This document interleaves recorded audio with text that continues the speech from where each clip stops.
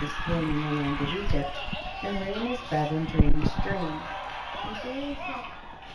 Sell online and grow your business with Wix e-commerce. Create a beautiful storefront for your brand by customizing product pages, galleries, cart, and checkout. Then let shoppers pay however they like. But you know, sometimes I lean back on the ball, and I lean back, and I saw this big cloud of red around me. This set off a certain amount of panic. Because the first thing I'm thinking is, oh my God, my dick is bleeding.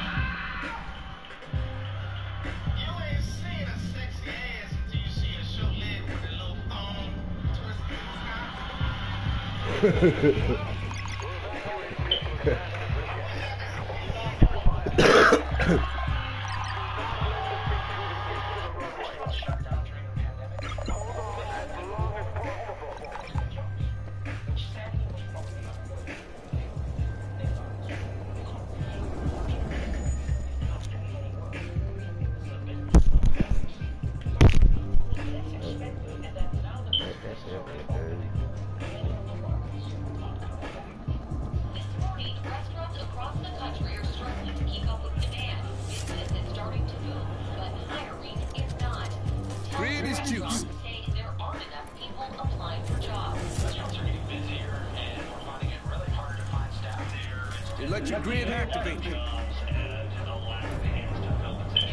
January, 7% of restaurant operators named recruitment and retention as their top challenge.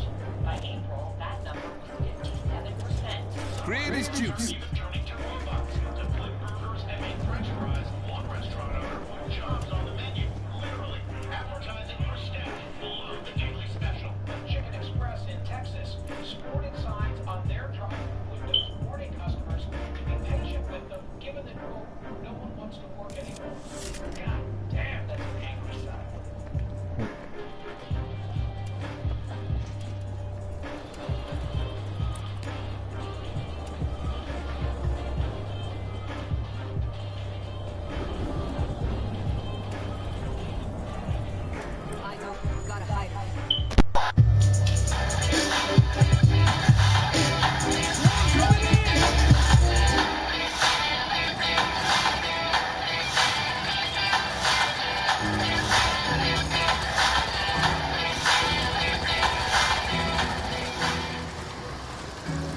signs are trying to inform you. That sign is just trying to drag you into some drama.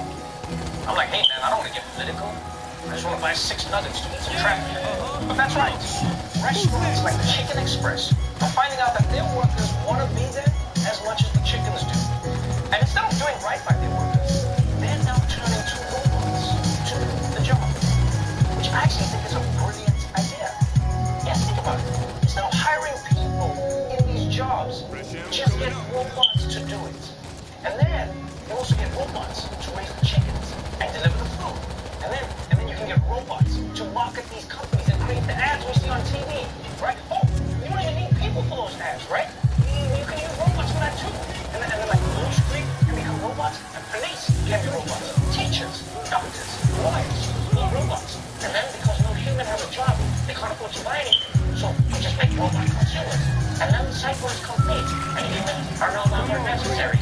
Terminate, terminate, terminate, terminate, terminate, terminate. So why is it so hard for restaurants to find workers? Well, to some people who have never worked in one, the answer is obvious. Business groups and Republicans say the enhanced unemployment benefits are encouraging out-of-work Americans to stay home and leading to a labor shortage. The unemployment benefits are too generous. People don't want to go into work. Wait.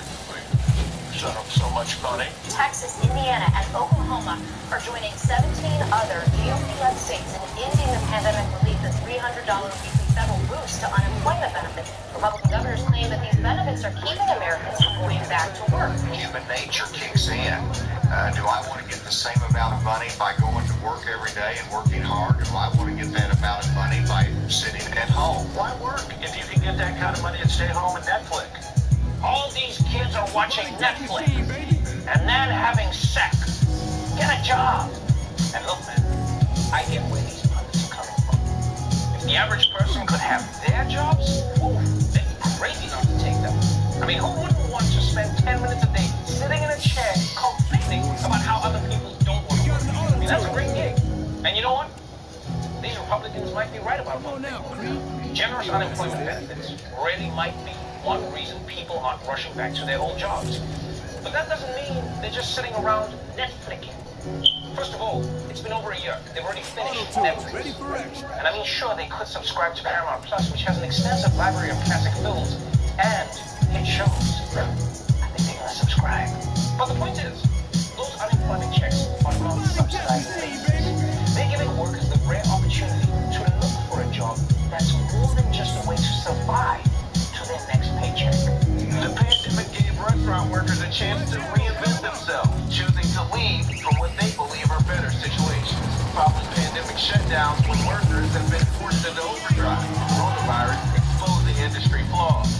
Restaurant workers are considered essential workers, but we're not treated like essential workers. There's definitely issues with wages. I think there's issues with childcare. I think there's issues with benefits, health insurance. You're having to work like 50 plus hours a week, and it's still not enough to pay your bills and to be able to take care of your family. Many restaurant workers left the industry over the past year, taking jobs in sectors such as the construction business with higher pay and better hours. People move to things like warehouse jobs, which offer more regular schedules, more pay, and health care. Medical marijuana. It's an industry that's growing, and it's attracting workers from a particular sector of the economy. Seeing a lot of cooks, cocktail servers, a lot of people from the restaurant industry coming here, and I think it's a quality of life issue. Yeah. It's the most chill job in the world. Customers are always relaxed. Nobody's in a hurry. The only bad thing about the job is the drug test. That's where they give you a bag of edibles and you gotta eat it all right there. They don't have many times. It makes complete sense that restaurant workers are looking for better jobs, right? Because these aren't tough jobs. They're on their feet all day. They take care of everyone. They pretend not to care when you guys are breaking up at the table, and after all of that, they have to rely on tips. I mean, you know a job is paying up. Every meal ends with a big gold button. And aside from giving workers the opportunity to look for jobs that they can actually live on, these unemployment benefits are also giving them leverage to use against their former employers. And it seems like it might actually work.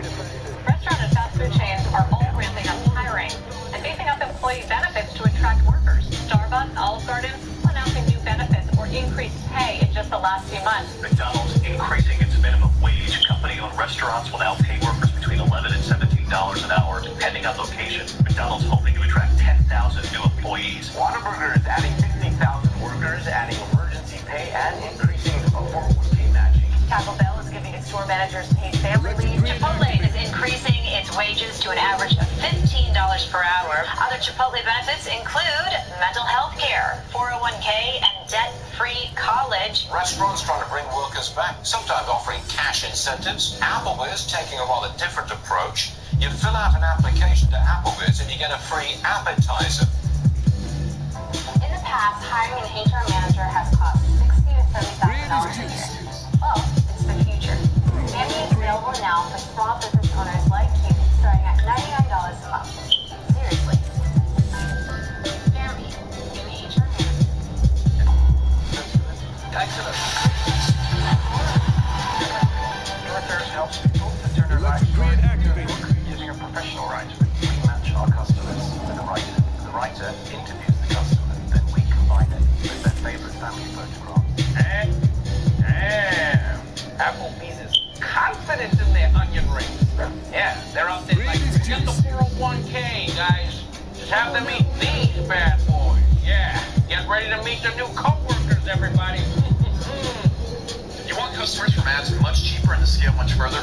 Our software Hyros will do that for you, or you don't pay for it. No, seriously, if you put Hyros on your website, it takes 2 seconds, and you don't start getting customers much cheaper from your ads, and you aren't able to scale at least 20% further from using our print tracking combined with AI optimization, I'll explain what that is here in a second, you don't pay for it. The thing is, when people put this on their site and use this with their ads, they do get those results. That's why big brands like ClickFunnels.com, Tom Bilyeu's ImpactTheory.com, Ingraziosi and Tony Robbins Mastermind.com, 6, 7, 8, and 9-figure e-commerce brands like LadyBoss.com, massive influencers with millions of followers, sales and ads leaders like Dan Henry, and even one of the highest revenue ClickFunnels funnels of all time, Alex Marzi's GymOn.com, they're all using it. And that's why I can make a crazy guarantee like that, because this is real, this is working right now, and hundreds of businesses are using it. And if you're not one of the businesses using it, you're at a disadvantage because you're paying more to get a customer than they are. You don't get to be at a disadvantage. Click this ad, I'll explain exactly how Hyros works. To get baptized in order to get salvation, that's made up. That's a man-made religion. Because I'm going to show you something. Read that. John 4, verse 1. This is the book of John, chapter 4 and verse 1.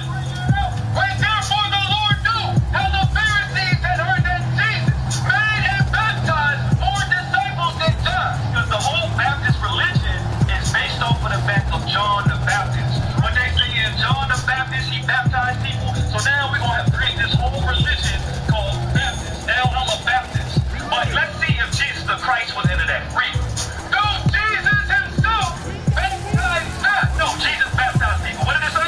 No, Jesus himself baptized not. The scriptures say that Jesus did not baptize anybody. So why is the black man Hispanic walking around calling himself a Baptist? You know what I'm saying? Jesus never baptized anybody. So we can't call ourselves Baptist. We can't go. The Baptist church is lying to you. They are lying to our people. Why? Because all they want is your money. That's all a Baptist church. That's all they want. Their tithes and their offering. That's all they want. Because they lying to us. Because Jesus himself, he did not baptize. Now let's see what the true baptism is. Give me 1 Peter chapter 3 and verse 21. Let's see what it truly means to get baptized. Because we gotta get this understanding out of this Bible. The church, all they want is your money. But let's see what the true baptism is. Read. This is the book of 1 Peter chapter 3 verse 21. The light speaketh, whereunto even baptism does also now save us. So the scripture says that baptism does save us. But let's see what type of baptism saves us. Read. Not the putting away of the filth of the flesh. Now what is the putting away of the filth of the flesh? What washes you? What washes you? I'm trying to go about What puts away what puts away the washing of the flesh? What cleans you? Water. So he said, not the putting away of the filth of the flesh. Read what you got. This is the book of Isaiah, chapter 1, verse 16. Wash you, make you clean. Put away the evil of your doings from before mine eyes. So the true baptism is to put away the evil of your doings, meaning stop sinning. If you're breaking God's commandments. Start to keep the commandments. Start keeping what the Bible says to actually do. That's the true baptism. Go back to where you was at, 1 Peter. This is the book of 1 Peter, chapter 3, verse 21. Now, like figure, whereunto even baptism does also now save us. But what type of baptism saves us? We just read it. What type of baptism saves us?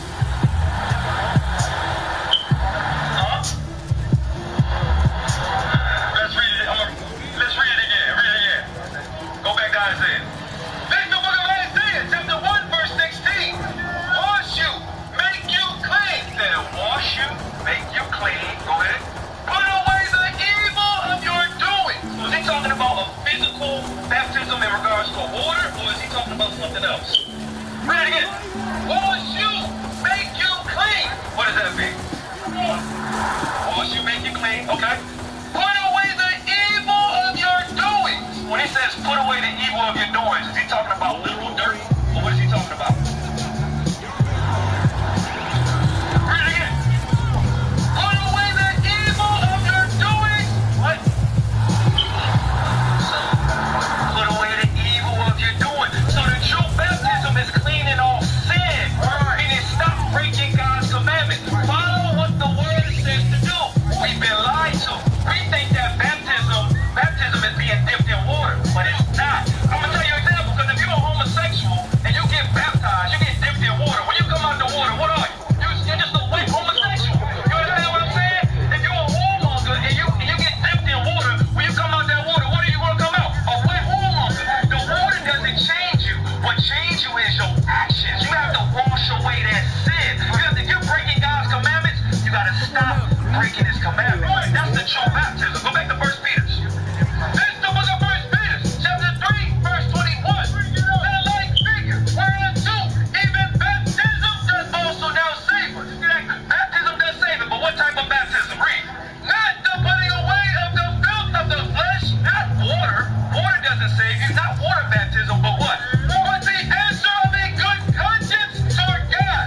The answer of a good conscience towards God, meaning what? Keep God's commandments. That's what we have to do. We have to begin to keep God's commandments. That's the thing that the black and Hispanic community has not been doing all this time. Think about this. In the Baptist church, all you see is baby mamas, right? There ain't no men in the Baptist church.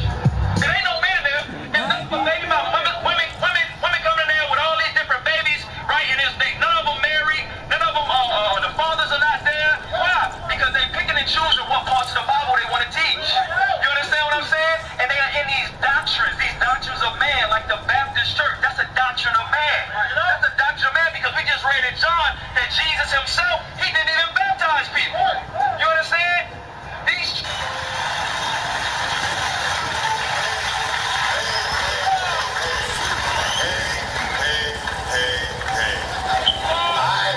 I don't want you to be offended by me, because I know I sound like I'm white. I went to white school, so don't be offended by me.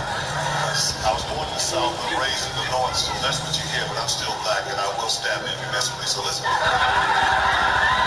That's real. I've been, like on Broadway, I've worked a lot of major motion pictures. I played Sam Cooke in the Buddy Holly story, but I have wanted to be in this joint, because I'm black. I'm not a happy slave. I'm not a happy slave. I'm black. I'm so happy to be in this theater. It's the dream come true.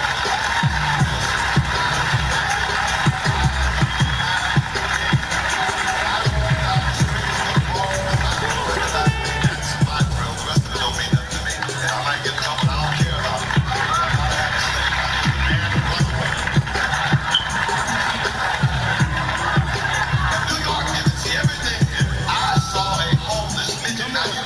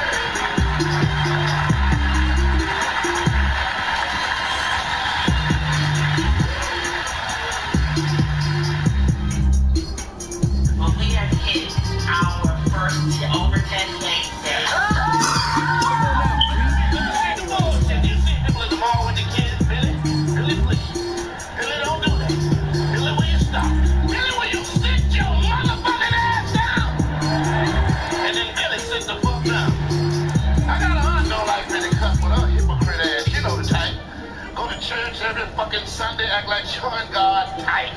Got a little dusty ass Bible on the table, don't never open the motherfucker up. Smoke weed before you go into church. Soon you say hell in her house, hey. All out my cussing in the house. No, cuss, gotta take your ass outside. Take your fucking ass outside. You fat motherfucker, you're not gonna take my goddamn house. They cuss like that, you fat bastard. Wanna say good evening to your white people who came out here, cause this ain't been y'all fucking years. Lord, we know this ain't been fucking tennis, golf, fucking sharks. See, shit happen to white people. You don't have to ask nobody, is it black or white? You know right away. Without asking somebody, it's a white person. Motherfucker freeze to death in the woods. Why?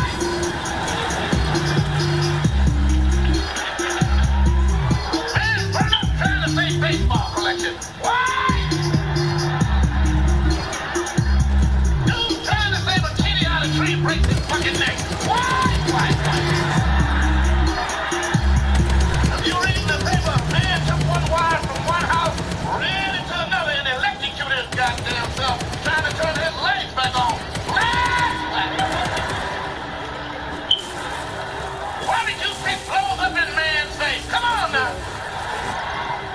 Lay his hair balls out from home first kid. Come on, guys.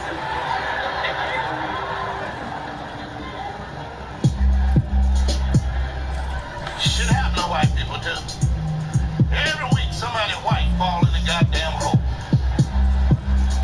You can't watch a fucking soap opera because Becky in the goddamn hole. Ray ain't gonna fall in no motherfucking hole. Cause he gonna get whole instructions one time. Alright, let me tell you something, motherfucker. Now there's a hole out there in that yard. Now you walk your bitch ass out there and fall in the fucking hole. I'm not gonna get your punk ass out. And that's all the whole instructions you get. That's it. I wish the fuck I would fall in the hole. Mama would come to the hole and whoop my ass out the motherfucking hole. I told you, motherfucking ass, before you walked out there, not to walk your bitch ass out there and fall in the fucking hole. Now how the fuck you think that made me look on my job when they call me and tell me your bitch ass in the hole? You get the fuck out there. Don't you reach for me. Don't you fucking reach for me.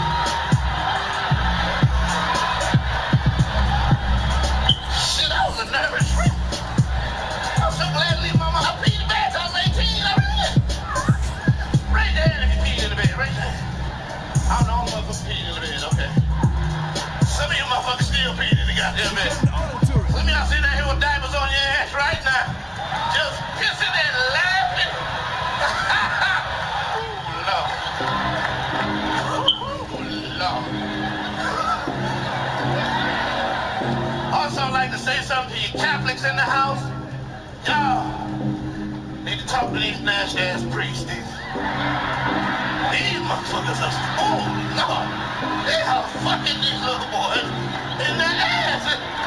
It's ridiculous. There's not a young ass that's safe. And the Pope can't handle these motherfuckers. The Pope can't fucking sit up. How the fuck he gonna take care of these motherfuckers? You seen the Pope with that big ass hat on? That motherfucker leaning over and sleeping shit. What kind of leader is that? You know where the hell you have a Baptist minister can't sit up and still be in the fucking church? Oh, pull these ass out here. Pull them in these canes or a scarf or something. That hat too big. Pope need to get these nasty bastards together and talk to these motherfuckers.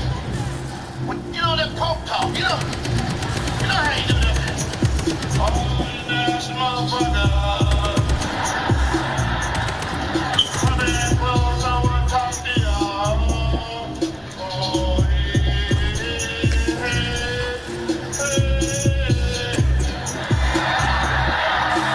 Stop calling the boy today.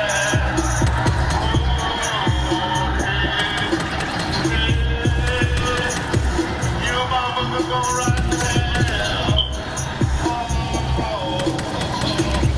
Why can't I bring your dad's ass up here too?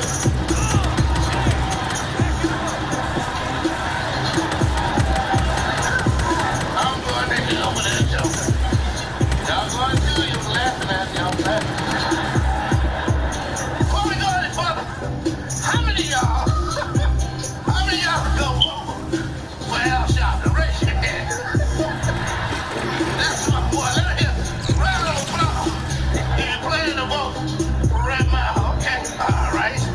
That's two of y'all. Then these motherfucking jokes gonna go fine. We are not ready. Listen to the black people. We ain't ready for a president with a perm in his head. Ain't no goddamn way. Ain't no motherfucking way. Bill Lasso on the front yard. He's sitting up under the goddamn dryer. What kind of shit is that?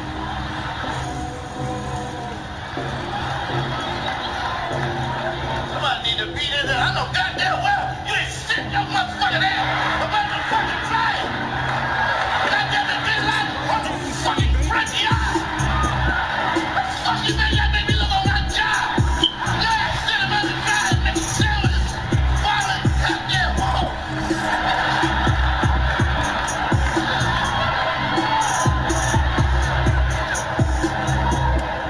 I want to talk to you young players. Let me hear you. Player, ball players. That player. Let me hear you. Punk-ass motherfucker. Punk bastards. I know you're sitting next to the evil-ass woman. You can't say shit, you punk fucker. She's sitting there looking at you. Go ahead, yell it out, yell it out. Chop you in your goddamn throat, you motherfucker. I got to teach you young players how to impress women. It's little shit. Hey, LeVar Ball, the daddy of the ball boys, kudos to you, sir. Because you don't understand how important that you are. Because, see, they want to tear down your black son right away. And they tricking people to think you're crazy, too. See, niggas been tearing down niggas for forever. Y'all white folks been saying this man is crazy from the beginning. Why is he crazy? Because he wants y'all to talk to his sons about a shoe deal, a partnership, instead of just running tonight. That make him crazy. Because he thinks his son are very good basketball players, and he talk about it and manifest that out of his mouth. That make him crazy. This man got 2.5 kids in professional basketball and a big three. And he crazy. And y'all still think that the media is y'all free.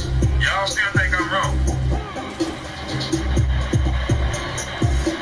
As soon as a black man try to go out independent, a white zaddy, and create a shoe company, a chip brand, or anything, they run these ads and defame these guys, and y'all help and join in with it.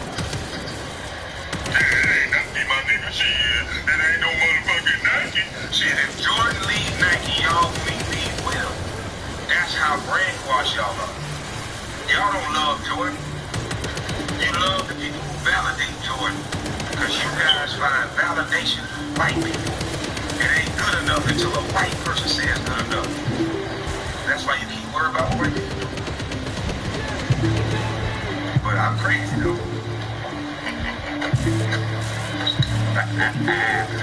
Yeah, I'm watching niggas with more money than the law allows stand in the street with their fists up.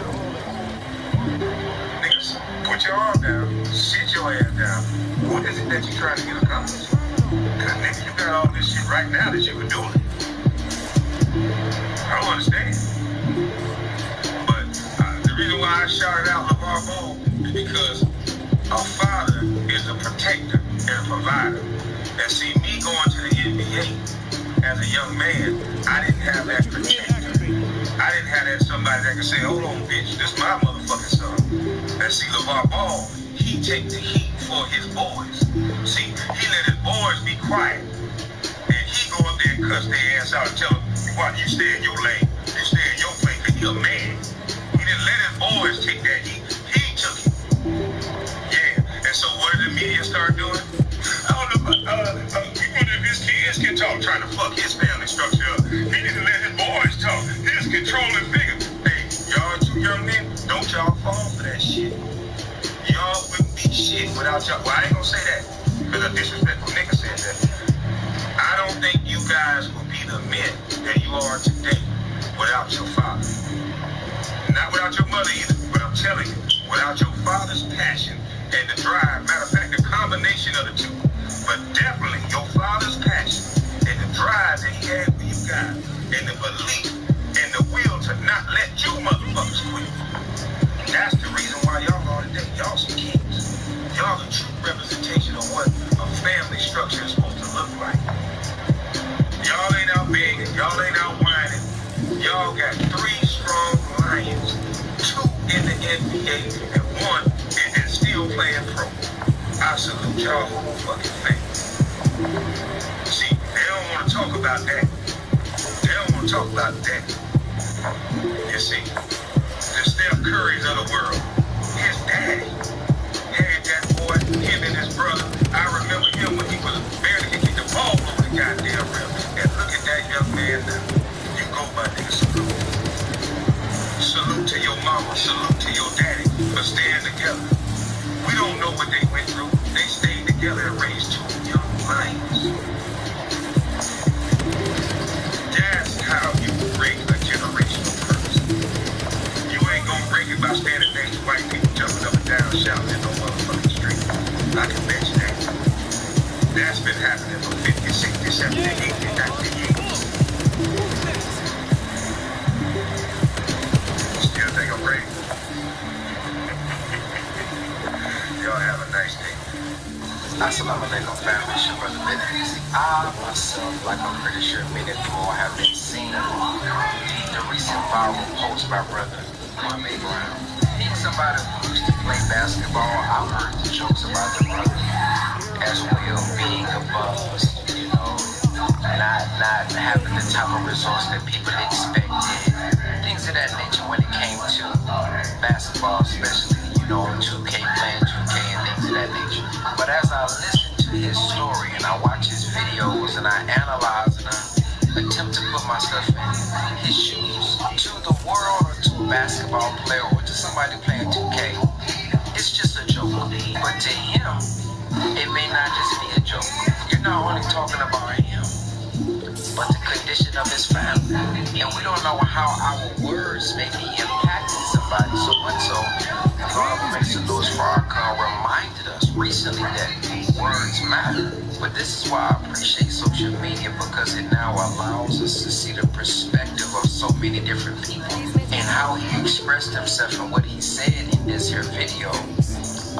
Shows that many of us are awakened, many of us are far ahead in the game, that many of us think our people are behind on, but because of the judgmental thoughts that we may have because of their past, we don't even realize how many people are woke or weak.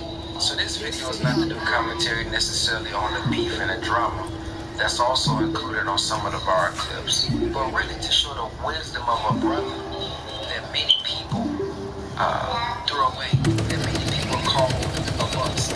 Now he has a platform and dropping truth as well that's now going to impact billions. fans, impacting millions.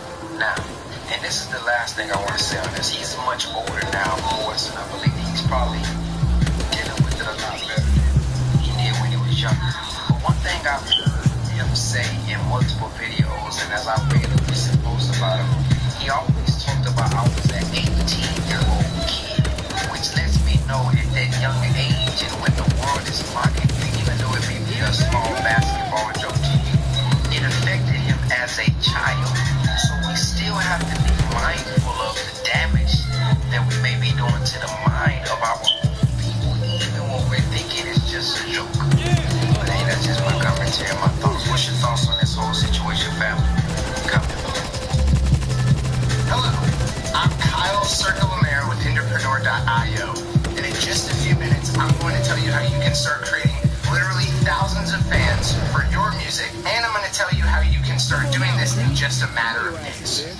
Alright, we're only 15 seconds in, and I can already see that look in your eyes, right? You're tired. You've heard this a million times. To prove to you I'm not just another random skis ball on the internet making fake promises, let me show you some proof of what I'm talking about. There. You see that? 1 million views on this car video.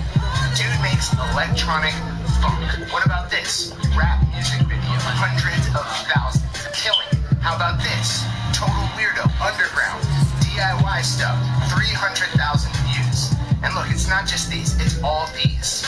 So we're not just one of those single case study people either. I'm not here to show you a couple of screenshots to verify that what I'm saying is true. We have the proof to back it up. So am I good? Can I move on to how this actually works and how you can make it happen as well, regardless of genre or style? Cool. Maybe we'll get into more of that later. So how do we come to understand a method for reliably generating endless streams of fans through smart video ads? Well, let me tell you. Way back when, in 2017, this company, which is now 11 technicians, was just me.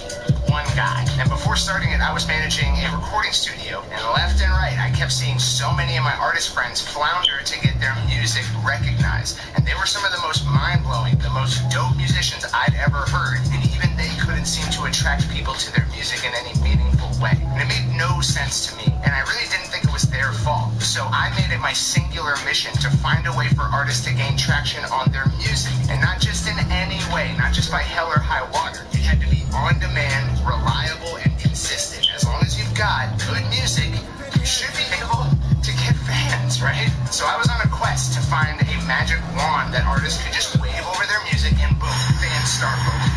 And this led me to become obsessed with digital direct marketing. I started binging podcasts, videos, and trainings on that topic, and I dug into every corner of their concept that I could, especially the boring run-of-the-mill stuff like direct mail marketing. And before long, I was knee-deep in the world of digital marketing, where I was learning about social media and advertising via Facebook and Instagram. This was back in 2017, when things were a little bit different than they are today. And once I'd really taken stock of all this digital direct response marketing stuff, from the most boring of boring concepts all the way to high-budget, high-value Facebook ads, I finally looked back at the problem of music marketing with a fresh perspective. And it became super clear to me. Labels, managers, music execs are all doing marketing so badly. And they don't even know the true strength of the most ubiquitous and powerful marketing tool that's yet to be invented, which is social media advertising. But you know who else is sleeping on that tool? You. Probably you. You've had as much access to this tool as anybody else, and using this tool to great effect has always been a possibility for you. If you take a no-nonsense, deliberate, honest marketing approach to social media ads, you can create tons of fans on demand, overnight, like that. And we figured out how to do this in a replicable manner, over and over, no matter who the artist is, as long as the music is strong. And by strong, I mean when people hear it, they go, this is great. As long as that music is strong, this works. So before I go further, let me ask you a question about your journey as an artist. As you've attempted to build a fan base, hasn't it felt like every single proposed method for building that fan base has either been too good to be true, contingent on a super rare and unlikely event like being discovered, or just a flat-out scam? Hasn't it felt like no one is out there talking about a conventional, honest, real way to grow a fan base? Well, follow me over here so we can look at some of these methods and see if there's really anything worthwhile in them. you're a musician and you want to make a living off of your music. You want to be able to make music and have that music provide for you when you put it out, right? The problem is the common knowledge about how to generate revenue through your music always comes with some big caveat that puts it outside of reach for you. For example, touring. Countless blogs, articles, and managers tout roughing it on the road for a few years as the way to build a fan base. But isn't that a bit of a paradox? Who are we playing to if we don't yet have a fan base? This advice does not really help out the average indie, and not to mention touring is an enormous effort that requires months of energy and a lot of upfront investment. Then there's going viral on streaming. Everybody and their mom has some kind of playlist hacking service they're charging $300 for. You pay $300 now to get put on some strange unknown playlist. You see some numbers go up, but mostly you see your bank account deduct $300 now, and then see $20 in streaming revenue come back 3 months later. And what's worse is that you haven't seen a single new follower, haven't gotten a single DM, not a single merch sale as a result of doing that. And what about blogs, press, and PR? For the average independent artist, this has been shown to result in very little results time and time again. You pay $2,000 to someone to rally for you to get on a handful of blogs. But since any worthwhile blog will want artists with some leverage to hold viewership on their site as a result of featuring you, you get stuck with lower level or mid-tier blogs. Your name is on a headline, maybe you see a spike in some traffic here or there, and that's where it ends. That's all aside, a single article doesn't really have the power to blow up an indie artist anymore. We haven't seen it happen in a meaningful way since the late noughts. So if none of that works, what do you do? Well, all these methods get one thing wrong. They're not focused on the fan. When I say fan, I don't mean a local reader of a random blog or a casual streamer of your music or someone blandly standing around at your show on a Tuesday night. I'm talking about rabid, committed, interested, and paying fans. They're interested in everything you do, every new song, every new piece of merch, every new video. At the end of the day, these people make your music valuable. All these other methods are stopping short of reaching out to these fans on a tailored and personal level in order to win them over as real, valuable fans of your stuff. So what is our answer for reaching out fans directly? We use our viral video marketing approach called the Fan Finder method. It puts creative control in your hands and puts you at the helm of a growing fan base. It's a video ad campaign that you can run at a budget you're comfortable with that brings you thousands of new fans daily. And I'm not just talking about a video views number, not just talking about 3-second video views going up. I'm talking about comments, engagement, messages from people going out of their way to tell you that your music is awesome and that they want more. That's all amazing, of course, but the real benefit of this strategy is the audience you build. In running a campaign like this, you gain an audience of long-form video viewers that are ready for your next move, your next video, your next song, your next album. It gives you an audience, not the blog, not the venue, not the Spotify curator. It gives you your own audience that's there for your creations. No asterisk, no qualifier. And why can you trust me on this? Well, it's because I do it personally all the time. And so does everyone else at our company. But more important than that, we do it for our clients. And it works every time. But most important, we see people like you doing it in our community. At this point, we have hundreds and hundreds of examples, thousands of viral Facebook and Instagram ad campaigns that have worked to pull in paying fan bases for independent artists. I showed you some examples earlier, but of course, here are even more examples.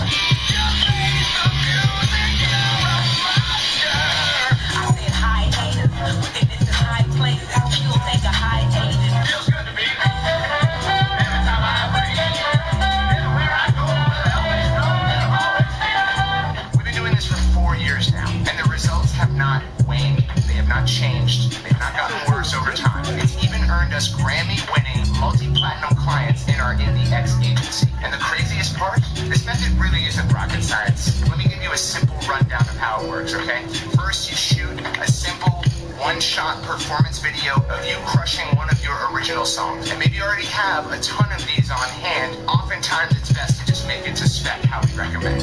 Then, you do some simple research by pulling any current fans you may have or some trusted friends to figure out what bands your music sounds most like or what fans of what other bands your music would resonate with. We walk you through the step-by-step process of creating audiences in Facebook Ads Manager based around those similar artists, those similar bands. And we show you how to rig them together into a high-performing video ad campaign with the experience of decades of digital marketing behind it. Then you choose a daily budget you're comfortable with and run the campaign for as long as it serves you. It's a simple and elegant approach that works every time, no matter the artist, and it's perfect for starting up a fan base. So how can you do this? Well, we have a neatly scripted, easy to follow video training that shows you how to use this strategy with ease. And we know how it is being an independent musician. As I just explained, your problem is that you're trying to find a way to monetize your music. So we think it's a little backwards, if not disrespectful, to charge you more than is absolutely necessary, especially for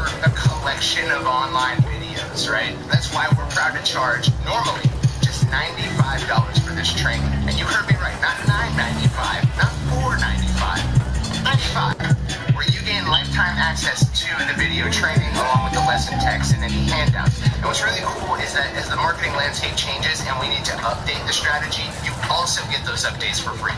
So the one-time fee is really paying for every future edition of the training as well. However, just because you've made it this far into this video and because we're running a sale right now, I want to cut you a major discount. I want you to